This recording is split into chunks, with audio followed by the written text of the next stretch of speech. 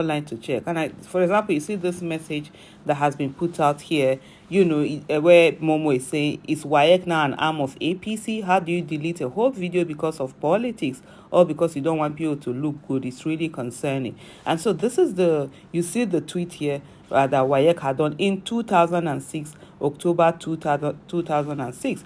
But if you click on the link, the video is no longer available. So the question for me, there are twofold.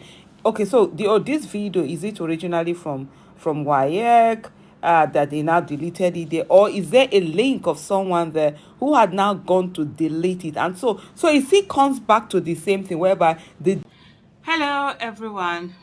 You just watched the video, right? What do you think about it? Hey, this is crazy.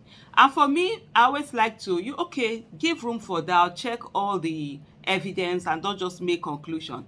So I'm thinking, first of all, so this video, is it directly, so I'm thinking, is it directly under WAEC? Is it WAEC that removed the video? Because you can still see their message there, but the video, or did they take a link to somebody else's video? And then if it's the platform, if that link is directly to the platform, is it now WAEC or is it the platform? So the thing that needs to happen now, that we need to go and is to find out what the source of that.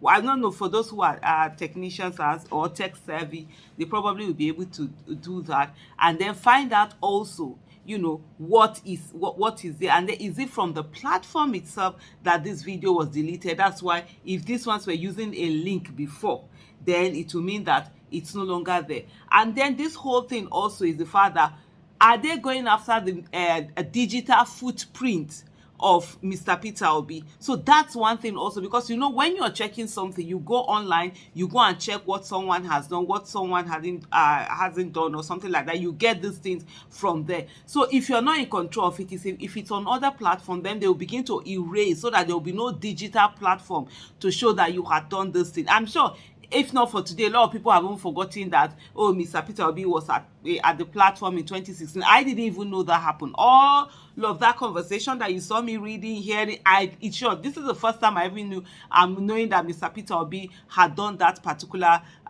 speech. So how many other people also don't know this? And so by the time you remove them, you now create a situation whereby people will not be able to see it. So I think we need to go deeper than this. Is it WAEC? Is it just WAEC? Are there other institutions? What is going on? And if truly it's WAEC has gone to delete it, it's under them, they've deleted it, then that's bastardization of the institution. But also to look at it and also to say, for me, the way I'm looking at it is the fact that, okay, if they were going to delete it, would they not have just deleted the whole tweet? So for me, I'm trying to be rational. That's one of the things I do. So that's why if you see me come to a particular, position or opinion, I know I've done all the things that I need to do. It's not emotional. It's not about whether I like you or I don't like you. I don't bring like or whatever to any issues, just to digest it. I know sometimes, like my husband will say, please go, Joy, you are too objective, because no matter how small that thing is, I will analyze it from all angles and stuff like this. So that's what I'm thinking. So these are the things also. But the main thing here that is in no doubt, and for me, I've known this, I mean, this is not surprising, is the fact that they are going to go everything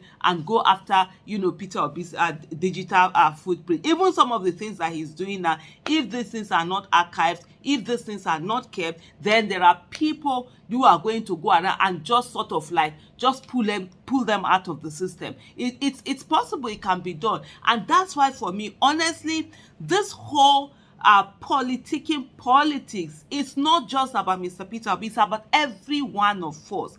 Don't say you are waiting for Mr. Peter Obi to tell you what to do, how to do, whatever. Do what you can do that says, in my own space, I will safeguard my space for Nigeria. If somebody is coming to compromise you that you should do something, say no. On my own watch, on my own space, I will safeguard Nigeria. I will safeguard the political system, the political ecosystem, the political space. I will safeguard the institution. in this little place that I am. And the more we are able to do it, one after the other, guess what would happen? There would be more of such force, and then the country itself will be guarded. The one that people sit in one corner, oh, you are waiting for one person. If you don't do, this is not the issue of waiting for one person, because the people that are destroying Nigeria is not one person. It's an institution of corrupt people who have bastardized the institutions, bastardized the system, people who have benefited unfairly, corruptly from the system, and they're doing everything to ensure that that status quo remains. So every one of us is to look for, you're not supposed to be waiting for instruction from anybody. You're not supposed to wait for anybody to validate you or give you accolades or thank you. No, in your little space, nobody know it, but you yourself alone will know that this is my space, so nothing is going to happen. That's why when I see people saying that, oh, motives, we don't know what motive, I say for me, motives does not matter, because I know if I am in a particular space, you can't derail the vision. If you derail it, na me F up. I dey tell you, na me F up if you derail am. No way am I allowing you to derail nothing, because on my watch, the right thing will be done. That's the way I see. So if you like, oh, come with your agenda. If you like, come with your motive. I don't focus on this. I just focus on what's the vision. What are we doing to work towards it? That's where my intention is at all times. And I think that's what we need to begin to work on. 2023, yes, they saw Peter Obi. They took Peter Obi for granted. They didn't see him as serious. They didn't see the citizens, rising up, standing and saying that they want a better. So that was it. They won't make that mistake again. They won't make that mistake again. For them, this is not politics. This is war to them. This is a do or die affair to them. So they will do everything that they can to ensure that they just mess up everything. So it's left for you and I to sit down and say, not on my watch, not on our watch, and do all the things that we're going to do. There's no time for dulling, no, there's no time for sleeping. There's no time for thinking, I'm waiting for someone, this person will come, oh, Mr. Peter Obi will do this, Mr. Peter Obi has more than enough on his plate that he's fighting. You don't know the daily battles that he's fighting. You don't know the monstrous battle that he's fighting. So for the rest of us, we cannot just sit down and say that we're waiting for. No, what is it that needs to be done? Do it in your way. It doesn't have to be big. Do your own small way. Look for like minds. Come together. Do it. Before you know what's happening, we begin to build that positive energy. That was what happened during the 2023 election. Nobody was waiting for Mr. Peter Obi for nothing,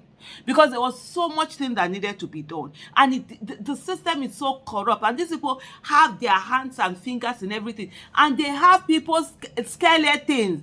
You know when they say people have skeletons in the cupboard, they have the people's skeletons and the cupboard. They know it. So they will easily use something to open up and tell somebody, if you don't play ball, you don't do this, we will expose your skeleton. So there are many people that you might even be thinking, oh, they'll be the ones to do something. They don't have the power to do something. And that's what I kept saying.